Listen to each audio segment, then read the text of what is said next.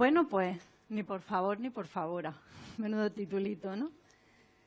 No sé cómo voy a resumir en 15 minutos todo lo que tengo que decir, porque si 2.600 años eran un montón de tiempo, cuando hablamos de lenguaje no sexista, la RAE nos dice que tenemos que irnos al protoindoeuropeo, que son 6.000.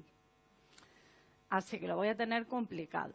Pero voy a hablar de género y comunicación en la ciencia y he venido a hablar de mis libros. Esto es un chollo. El caso es que, bueno, tenéis que ver que se llaman, se ven los titulitos aquí pequeños, ni por favor ni por favor, ¿cómo hablar con lenguaje inclusivo sin que se note demasiado, entre comillas? Punto en boca, otra frase así de madre, ¿no? Y entre paréntesis, porque yo hasta pienso con paréntesis, no lo puedo remediar, esto no es un manual de lenguaje inclusivo. Sin embargo, acabo de decir que vengo a hablar de lenguaje no sexista. Y quiero empezar por ahí. ¿No son lo mismo el lenguaje no sexista y el lenguaje inclusivo? A veces lo utilizamos como sinónimo, pero no. No son lo mismo. No es lo mismo el sexismo en el lenguaje que la discriminación general en el lenguaje, y no es lo mismo el sexismo y la discriminación en la comunicación que en el lenguaje. Y estamos hablando de tres cosas diferentes. Y a veces intentamos solucionarlo con una misma herramienta, o con dos, las vocales, que no las sabemos fenomenal. Entonces, nos han dicho a través del tiempo que el lenguaje no sexista es colocar una A, pues ahora lo queremos hacer inclusivo, le ponemos una E y ya hemos solucionado todo. Pero el sexismo en el lenguaje lo que hace es tratar de corregir un lenguaje que nos ha invisibilizado de manera secular a las mujeres. Cuando hablamos de lenguaje inclusivo, estamos dando un paso más allá y estamos hablando de una realidad que a veces se parece, pero en otras es distinta. Estamos hablando de incluir a las personas con discapacidad, a las personas migrantes, a las personas de otras religiones, a las personas con una orientación sexual distinta, a las personas con una identidad de género diferente. Y como son problemas diferentes, no siempre podemos darle una solución idéntica. A veces la solución puede ser común, pero otras no. Veréis que un montón de las cosas que he dicho, o que voy a decir, perdón, se han dicho. ¿Por qué? Pues porque el lenguaje es la base de todo. Porque el lenguaje no lo soluciona todo. Habréis escuchado muchas veces, bueno, ya, pero es que cambiando una vocal, tú no vas a arreglar la discriminación. Ya, pero es que cuando aprendemos la discriminación lingüística no tenemos todavía la capacidad de razonar, y otras discriminaciones que se van sumando ya tienen ahí ese campo abonado para asumir la discriminación como natural, como si fuese lo que tiene que ser. Y entonces lo que hacemos es que todo lo que comunicamos, incluso cuando lo comunicamos de una manera aparentemente neutra, como la ciencia, porque la ciencia es neutra, la lingüística es neutra, la RAE es neutra, discriminamos. Y eso tiene consecuencias distintas en las niñas y en los niños. Las niñas aprendemos a construirnos y a reconocernos como ausentes porque nos dicen que no siempre tenemos que estar y que no nos nombran, pero estamos o no estamos y nos creemos que sí. Y habréis escuchado muchas veces eso de es que yo soy mujer y me siento incluida en el masculino genérico. Que te sientas incluida por un proceso de doma, y utilizo la palabra doma con toda la intención, no quiere decir que estés, solo que te han enseñado a sentirte representada ahí. Pero a la vez, en ese mismo proceso de domesticación, a los niños se les enseña que tienen derecho a ser nombrados y nosotras aprendemos que ellos tienen ese derecho y nosotras no. Y entonces hay un montón de mujeres y un hombre y alguien te dice, has dicho todas, y ahí hay un señor.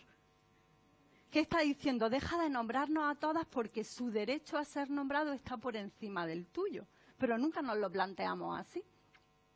Además, aprendemos a nombrarnos en femenino solo para cosas de mujeres. Yo no quiero regañar a nadie, pero aquí ha habido mujeres diciendo uno mismo. Y ha habido mujeres diciendo nosotros. Y no es que sea malo, es que es inconsciente. Es que hemos aprendido que es así. Y necesitamos cambiar el chip y que nos salte una especie de alarma, un post-it mental diciendo, ala, ya lo has soltado otra vez. No pasa nada, es un proceso de aprendizaje, esto es puro método científico, ensayo y error, ensayo y error, ensayo y error. Yo, después de 20 años hablando de lenguaje no sexista, todavía se me escapan masculinos genéricos. ¿Qué le vamos a hacer? El problema está en que nosotras aprendemos que somos lo distinto y ellos aprenden que ellos son lo general. Sus intereses, su manera de ver el mundo son la manera de ver el mundo. Capitolina hablaba del infarto masculino y el infarto femenino. Incluso cuando se intenta visibilizar, se comunica diciendo los síntomas del infarto femenino son distintos de los habituales. No, perdona, los síntomas del infarto son distintos en las mujeres y en los hombres. O sea, hasta para visibilizarlo utilizamos un patrón que consideramos lo normal. Por eso tenemos la ciencia y las mujeres en la ciencia. Y por eso tenemos la literatura y la literatura femenina, o como tú decías, el deporte y el deporte femenino, no el deporte masculino y el deporte, y la selección femenina. Así que aceptamos en ese proceso de aprendizaje del lenguaje, a través de herramientas lingüísticas, que en la lengua española son unas, pero que en otras lenguas son otras, aprendemos que lo masculino siempre tiene que estar presente porque es su derecho y nuestro derecho es estar a través de ello. También aprendemos que en ocasiones tenemos que ir detrás porque la lengua española nos dice que el masculino va adelante y que se concuerda, si son personas, no si son cosas, se concuerda el adjetivo o se concuerda en masculino. Y aprendemos que la forma de ver el mundo de los hombres es la forma de ver el mundo. Y nuestra forma de ver el mundo es una forma de ver el mundo femenina. Entonces decimos, uno mismo como científico, uno mismo como escritor, y lo está diciendo una mujer, y a mí se me abren las carnes. Así que, ¿qué valores transmitimos a través del lenguaje? ¿Cómo podemos saber que estamos discriminando? Porque aquí me da igual que sea la lengua castellana, que también tiene telita decir castellano, porque si decimos español y las otras lenguas de España, ¿qué pasa? ¿No son españolas? Ya las estamos subordinando. Pero yo cuando digo castellano como andaluza, con mi acento o con mi propia lengua, que me han dicho que es mala y que no sirve para comunicar la cultura y que se me reprocha y se me ha llegado a decir, y tú con esa manera de hablar vas a hablar de lenguaje y de lo que me da la gana, perdona que te diga. Pero bueno, eso ya es otro asunto, ¿no? Pero lo que hacemos cuando discriminamos por mecanismos lingüísticos, y cada lengua tiene los suyos, no busquéis en una lengua donde no hay género, no busquéis masculino genérico, pero buscad la invisibilización. ¿A quién se está escondiendo? Hay que adivinar, hay que preguntarse, pero había mujeres, sí había que preguntar, pero había mujeres, no lo estás haciendo bien, porque no lo has dejado claro. Pero en otras ocasiones las mujeres estamos, pero estamos como escondidas, estamos en segundo plano, estamos ahí como si fuéramos una lámpara con un post-it y un letrerito, porque podríamos no haber estado y nos podían haber sustituido por una pegatina en la pared. Y en otras ocasiones, como nos han dicho que desdoblar está mal, aunque la gramática de la lengua española también dice que es necesario desdoblar en determinados casos, lo dice la gramática, no está feminanzi aquí presente, a mí la otra palabra me parece muy fea, yo prefiero la de las muñecas de famosa.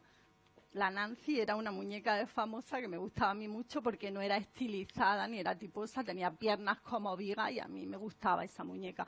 Así que yo prefiero decirme feminancy. Vamos a hacer una mirada rápida al estado de la cuestión. Quiero agobiaros con todo esto. Los hombres nos enseñan cosas. Esto era 2014. Los hombres, como saben de todo, pues nos dicen a las señoras que no sabemos de nada, pues nos van contando, ¿no?, cómo va la cosa. Expertos españoles en Londres promueven el liderazgo de mujeres en la ciencia. Y son expertos, o habrá expertas. Científicos españoles, y después te dicen la vicepresidenta, y dice, ay, mira, pues por lo menos había una científica. Pero me tuve que leer todo. En 2019 dice, bueno, la cosa habrá mejorado, ¿no? Pero en 2014, 8 investigadores de Madrid entre los más citados del mundo. Y empieza a leer, y yo no supe nunca si los 8 investigadores, me aburrí en el cuarto o en el quinto párrafo y dije, no sigo leyendo, no sé. Otras veces los señores hablan de nosotras como si no estuviéramos, que es una cosa que te molesta un poco, ¿no? Yo soy científica. Para conferencia Mujeres y Ciencia, la conferencia la da un señor que lo mismo sabe un montón, pero lo ves así sin saber quién es este hombre y te choca. Otras veces los científicos hacen cosas. Tratamientos eficaces en otoño, vacuna en 2021. Y tenemos que averiguar si las científicas estamos allí pues, para lavar las probetas, como me pasaba a mí en el cole, que la única referencia de una científica que yo tenía era una foto de Marie Curie con su marido, en la que el señor Curie estaba en primer plano y ella estaba así como de perfil con una probeta. Y ahí había un montón de tubos de ensayo y cosas que yo no identificaba. Pensé que estaba en el fregadero lavándole las cosas a su marido y que él era tan generoso que dejaba que ella saliera en la foto y también... Y tuvieron que pasar un montón de años, yo que era de letras puras, hasta que mis cortas luces me dieron para investigar y dije, ay caramba, que la importante, lo mismo era ella. Y otras veces pasan cosas como esta. Me he ido a mi uni para que no se diga.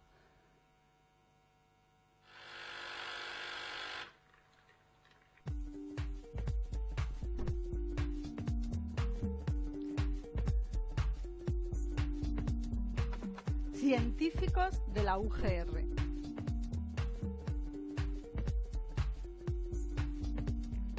Más señores haciendo cosas.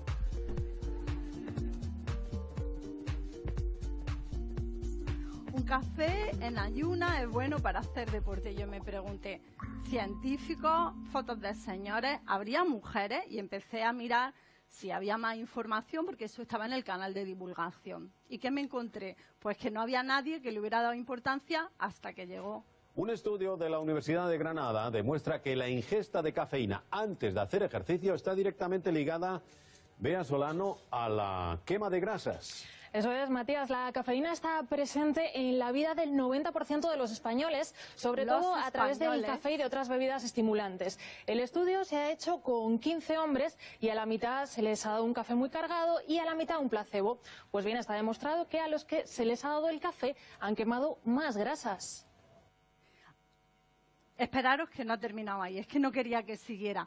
Y dice, ay caramba, pues es que por eso no salían hombres, por eso decía un estudio, ay que ha empezado, me cachi. ¿Alguien puede hacer que esto pase un poco más rápido? No. Oh.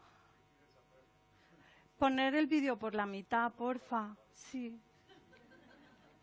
He dicho que soy de letras. El estudio no es por para mujer. Aprovechar los pozos del café en la hostelería, porque por cada kilo de café hay 2 kilos de pozos y lo que se ha hecho es mezclarlos con pienso y parece que les ha sentado bien a las vacas. Vean. Anda, faltaban las mujeres, no, faltaban las mañana vacas. o por la tarde. Normalmente suelo salir por la tarde-noche, pero por tema de trabajo. Nosotros hacemos pues, de vez en cuando por la mañana, a veces por la tarde. Lo importante siempre he pensado que era hacer y ya está.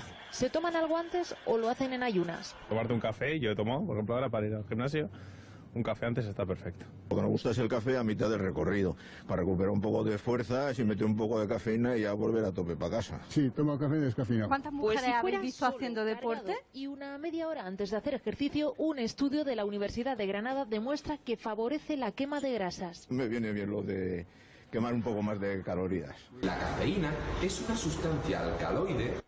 Bueno, ya no hace falta saber demasiado más. A ver. Ay, ahora va para atrás en vez de para adelante. Le estoy dando bien, ¿eh? Que le...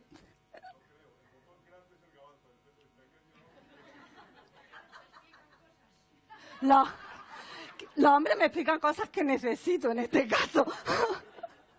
El caso es que los hombres hacen cosas, hacen estudios sobre hombres, los explican en masculino genérico y no sabemos si están aplicados a nosotras. Hasta que no preguntamos si las mujeres estamos o no estamos. En otras ocasiones somos nosotras las que hacemos cosas de científicos, porque como ya nos dejan hacer de todo, tenemos esa suerte, pues Marta Estrada Millares, premio al científico más comprometido. Dice, a ver, que no había otro señor, ponerlo, concordádmelo, tanto que os importa la gramática de la lengua española, hacedme el favor. Pues no.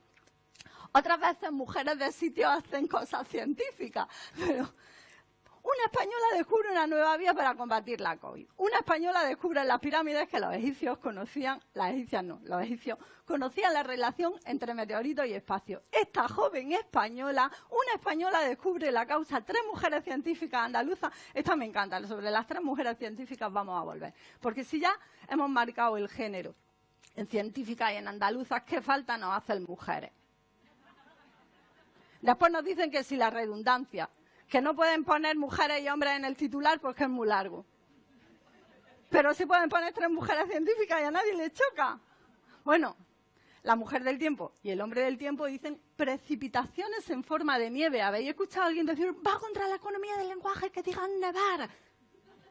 Jamás. Una investigadora vasca, que aquí también las mujeres hacen cosas científicas, una investigadora andaluza, que no he tenido que buscar mucho, que es que esto es un día y otro día y otro día en las redes. Así que, ¿qué podemos hacer? Porque no quiero que el protagonista tome protagonismo. Yo creo que tenemos que pensar en mujeres. Capitolina decía, bueno, tiene que haber mujeres y además tenemos que pensar las cosas de otra manera, ¿no? ¿Dónde están? ¿Cómo lo hacemos? ¿Dónde las incluimos? Tenemos que pensar, o cuando se comunica la ciencia, que somos más que algo más que mujeres haciendo ciencia, somos científicas.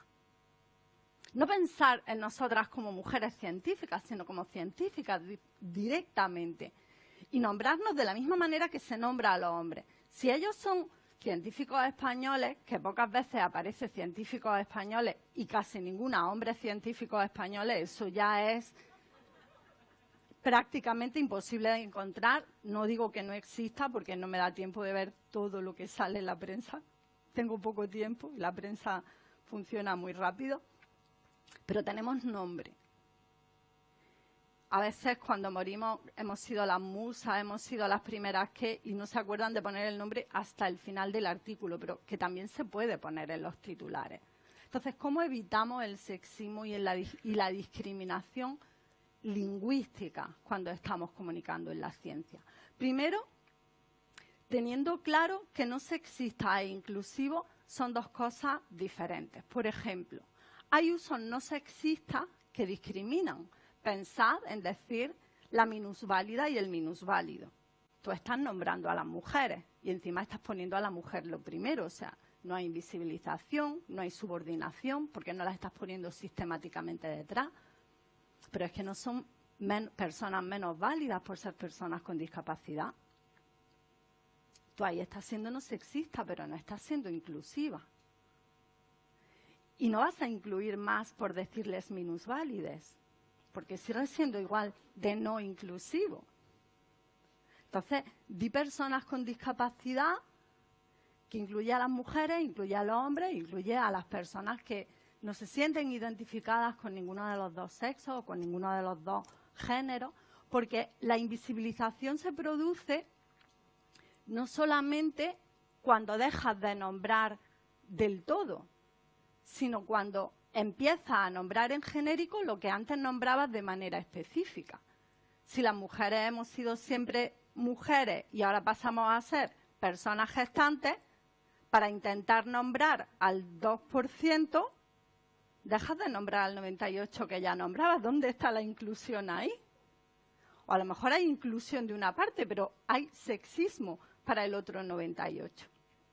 Pero nos han enseñado a pensar en la inclusión y en el no sexismo a través de la lengua simplemente como una solución o algo que se soluciona con vocales. Y no, se soluciona evitando esa pirámide que veíamos, evitando invisibilizar, no subordinando continuamente, es decir, estás hablando de científicas, no digas mujeres científicas. Pero si vas a hablar del 11F, no digas la mujer y la niña en la ciencia, que es como si fuéramos seres angelicales que vamos en una nube con una varita lanzando fórmulas matemáticas. La mujer y la niña. No, las mujeres y las niñas somos criaturas concretas. Ese uso del singular se llama singular alegorizante y lo que hace es producir una ausencia de empatía. Es algo que en lingüística cognitiva se empezó a estudiar después de la Primera Guerra Mundial, porque se veía que para hablar de las personas del otro bando rara vez se utilizaba el plural. En casi ninguna lengua se utilizaba un singular. El enemigo, el francés, el prusiano, el masculino, porque eran normalmente señores quienes iban a matarse. Que esto también es muy chulo, porque señores hablando de cosas que normalmente han hecho los señores a lo largo de la historia porque se les atribuía por su carga de género, como ir a las batallas, cuando las escriben hacen literatura universal. Y podemos empezar por la Ilíada, si queréis.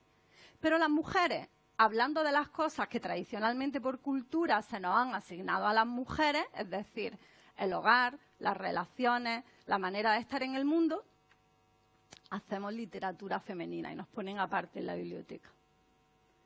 Yo esto ya no sé ni por dónde va. Ah, sí. Como no nos gusta esto de desdoblar, porque nos ha dicho la RAE que está muy feo y que el lenguaje no sexista destruye el lenguaje y que además es redundante, pero ya hemos visto que no es redundante. Por cierto, la RAE también dice que no es redundante decir subir hacia arriba y bajar hacia abajo. Es enfático, pero no redundante. Y decir niñas y niños si redunda, si no son lo mismo, y decir mujeres y hombres si redunda, si no, porque subir solo puedes subir hacia arriba que yo sepa. ¿Qué énfasis necesita? Bueno, es enfático. Pero quien hace la ley, pues hace la trampa. Y como hicieron la ley un montón de señores sentados alrededor de una mesa camilla, literal, porque eran 7 u 8, hablando de sus cosas, pues, ¿para qué nos iban a nombrar? Como nos han dicho que está muy mal lo de desdoblar, pues intentamos ponerlo todo neutro. Y venga alumnado, y venga usuariado, y venga ciudadanía, y venga personas que hacen cosas, y venga personas, y venga alguien, y venga y venga impersonales. ¿Qué pasa? Que tenemos un marco conceptual androcéntrico y en ausencia de referente, porque nuestra construcción mental en la lengua española y en otras muchas lo que nos dice es que en ausencia de referente nos referimos al masculino, que es lo que se supone que es lo más parecido a lo neutro. Mentira, en la lengua española no hay neutro. En el castellano solo hay neutro, esto, eso, aquello. ¿Qué designan esto, eso, aquello? Cosas, no personas. Si yo digo esto que hayáis sentado, pues Carmen puede levantarse y decirme, perdona, que vamos a hablar tú y yo de esto. Así que hay que tener mucho cuidado con el comodín del neutro, con poner solamente personas, con querer hacerlo tan aséptico que no cambiemos el marco conceptual. Que al final, en ausencia de un referente, las mujeres siempre tenemos que ir marcadas por el género femenino de acuerdo a nuestra lengua. Y en ausencia de referente, si no estamos en ningún momento, vamos a pensar en machirulo, lo llamo yo. En señoro, si queréis. Antes de tú decías en tu ponencia, creo, se llama no sé qué, pero quear lo llamo yo.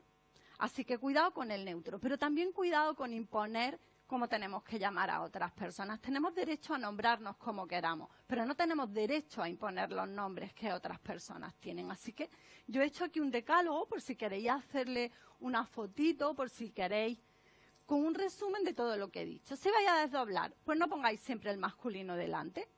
Poned a veces a las mujeres primero. No nos digáis que somos ni las mujeres, ni las novias, ni las hijas de...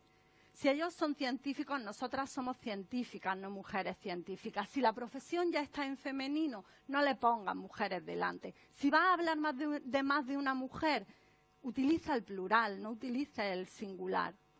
Cuidado con usar X y arroba o la E, porque en muchas ocasiones, si hay personas que no pueden ver y necesitan una lectura automatizada, la lectura automatizada se traba porque no sabe interpretarlo, con lo cual está intentando incluir, pero está ahí excluyendo. Y por último, usad con alegría el masculino y el femenino, si así os place, porque os tengo que decir que según Pérez Reverte, eso es un virus e incluso él se ha contaminado y a veces sin querer desdobla. Así que desdoblen. Muchísimas gracias. Muchas gracias.